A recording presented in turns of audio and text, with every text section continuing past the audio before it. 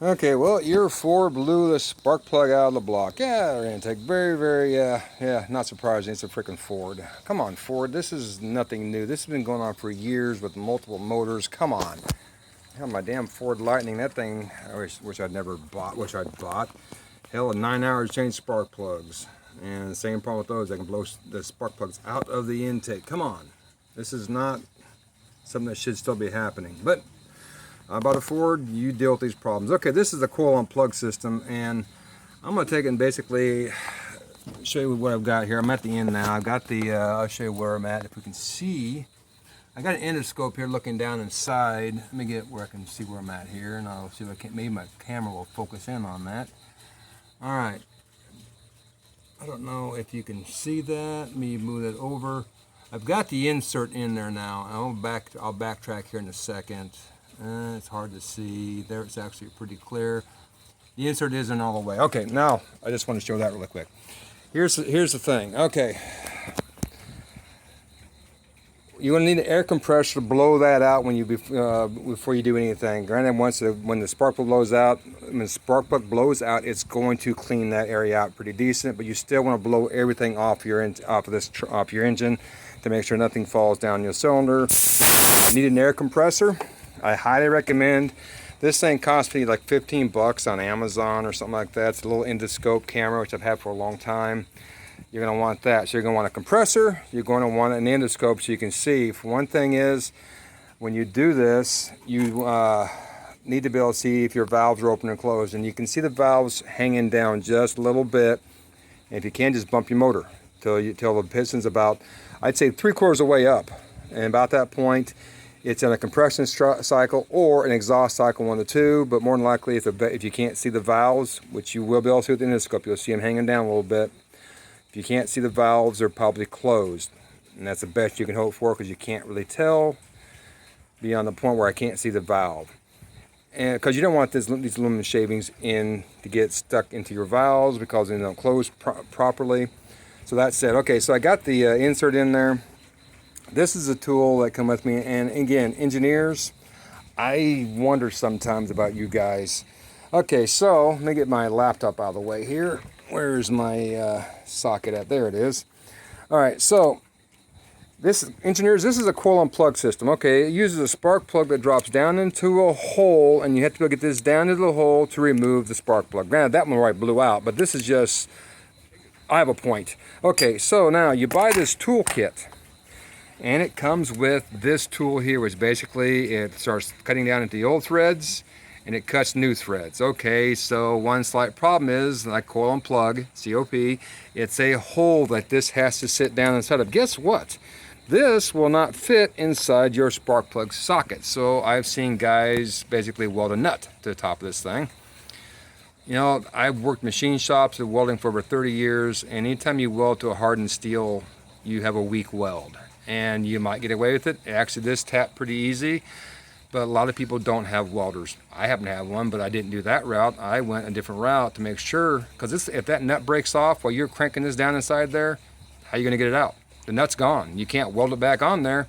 You can't get your socket down inside there, so how are you going to get this out? So don't weld a nut to the top of it.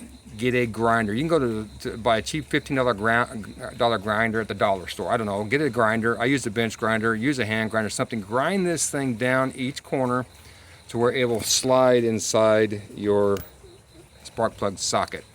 And I basically took a piece of tape and laid a piece of tape over the top edge of it and down one side. That way it would stay inside when I put it in the socket.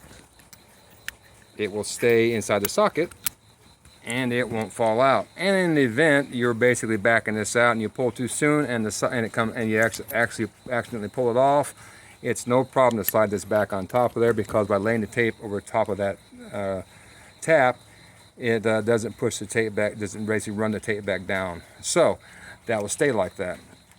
So I got all that tapped out, and I just looked again at the endoscope, make sure that that is all the way down inside there. That is that's the longer set of threads. They've got 3 different sizes here, and I use the longer one. There's like 2 there. I use the longer one, and there's little teeth on these things that when you get done, yeah, on this side there's little teeth, you can't tell very well.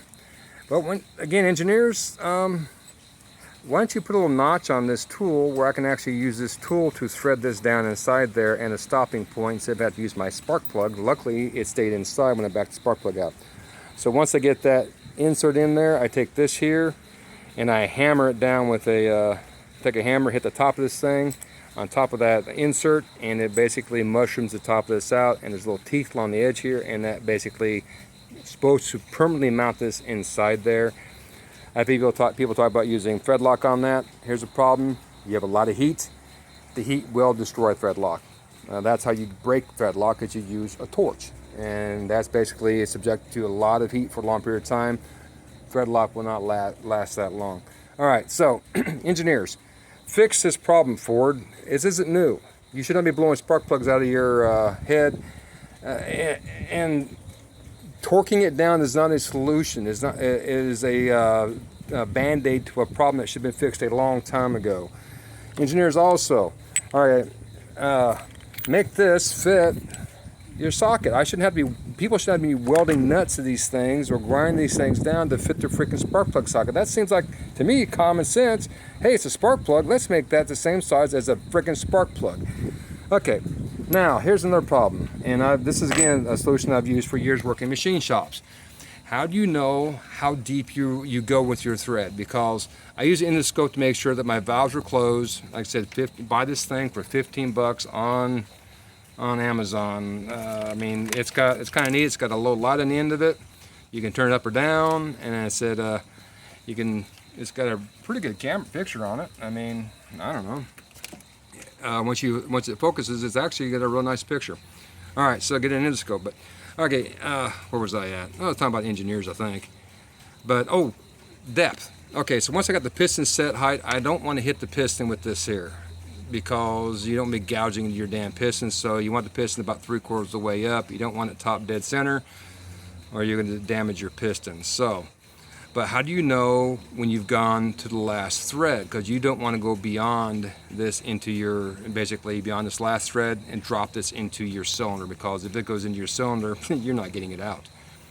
If you go beyond this last thread and it drops in there, but it's on your tool, you cannot back this out. I've learned a long time ago, if you go beyond on a tap, once you run a tap all the way through something, even when I tried to back it back through by hand, I was tapping something on a bench, you will not get this started backwards. I don't know why. You will play hell ever getting this out if you basically go too deep and it goes beyond that last thread and drops inside there, but let's say this stops from dropping into the intake, but you aren't going to get it back out of there again. You just basically made yourself a hole or a problem. How do you solve that?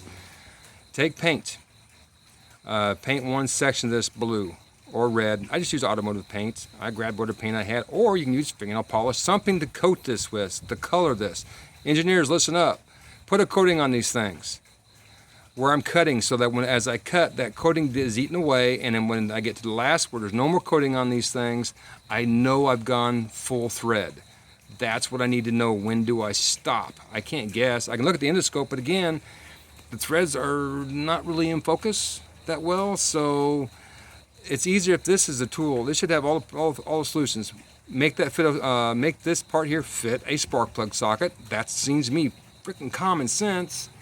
And coat these things so that we can tell how deep we've gone down on this. So when this coating is gone, we know we've gone to the bottom. This is a very simple fix. This is just a very easy fix here. The top, the coating, you can do it yourself, but you might want to recommend that in your instructions, because it really is common sense to help make this easy. Ford, get your crap together. I mean, come on, blowing spark plugs out of the motor still. When I last week it blew the spark plug out, I was able to retap the threads. I thought I had it fixed. It didn't snug down, but it got pretty tight. So I thought, okay, it's fine. It ran for 2 weeks. Then last night it blew the spark plug out again. So I'm like, now I'm having to go the whole route of tapping it out, putting the insert in there. I have to get a new spark plug because it beat the hell out of the other spark plug. I have to replace the coil because I got a new coil because it busted the coil and it kind of beat it up pretty bad. So that said, get an air compressor. Go ahead and spend the time to get an endoscope. I mean, hell, who doesn't want one of those? Who knows what you want to look at? And that's your own business. But all right, good luck.